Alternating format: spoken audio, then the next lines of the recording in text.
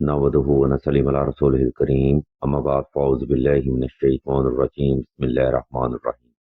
नाज़रीन किराम, नींद में बाकायदगी या नींद की खराबी बवजह डिप्रेशन, ये मसला आजकल आम देखने को मिल रहा है। इन मसाइल की वजह से लोगों की मेंटली और ज़हनी कंडीशन भी इंतशार का शिकार रहती है। याद रखें, एक अच्छी नींद एक कामयाब इंसान की निशानी समझी जाती है, और जिन लोगों की नींद बवजह डिप्रेशन खराब हो जाए, उनकी रातों की नींद तो खराब होती ही है, साथ साथ दिन का सुकून और मामलाती जिंदगी भी मुतासर हो जाते हैं।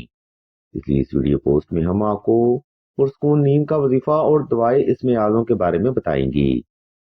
अगर आप भी इस दुआ इसमें आज़म को जिंदगी का मामूल बना लें, तो आपकी जिंदगी भी इंशाल्लाह पुरसकून हो जाएगी। इस यूट्यूब शॉर्ट वीडियो को मुकम्मल तवज्जो के साथ समाप्त फरमाइएगा, इंशाल्लाह आपको फायदा जरूर हासिल होगा।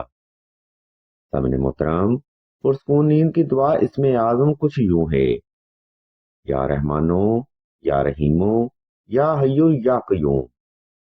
ये वजीफा ठंडी तसीर का हामिल है और नींद को बाकायदा करने में आपकी रूहानी मदद करता है। लेकिन इस वजीफा को आपने 2 रकात सलातुल हाजत नफल और हस्बे तफीक सदका से ही शुरू करना है। नंबर 2, पुरसकून नींद का वजीफा अपने बिस्तर में करें और मुकम्मल तवज्जो और दिल के साथ ही करें। नंबर 3, पुरसकून नींद का वजीफा अपने साफ सुथरे कपड़े पहनकर और खास खुशबू लगाकर ही करना है। नाज़रीन मोहतरम, इस तरतीब पर अमल करते हुए आपने नवाफिल अदा करके अपने बिस्तर पर लेट जाना है और हस्बे मोहब्बत दुरूद शरीफ की तिलावत करके इसम अल्लाह को तसव्वुर कर लेना है और आंखें बंद कर लेनी ही।